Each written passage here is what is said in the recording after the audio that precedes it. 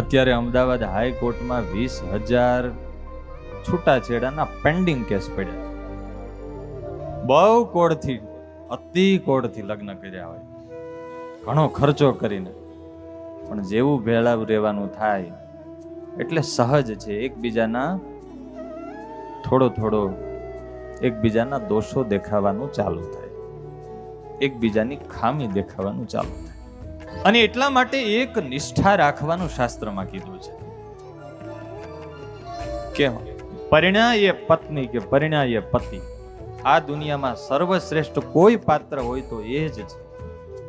પૂર્ણ પાત્ર ગોત્યા પછી લાઈફ ટાઈમ એ પાત્ર પૂર્ણ છે એવી નિષ્ઠા રે. એટલા માટે એક પત્ની વ્રત કે એક પતિવ્રતનો ભાવ છે. નહીતર એકબીજાની ખામી દેખાય એટલે ધીરે ધીરે પછી હેત ઓછું થાય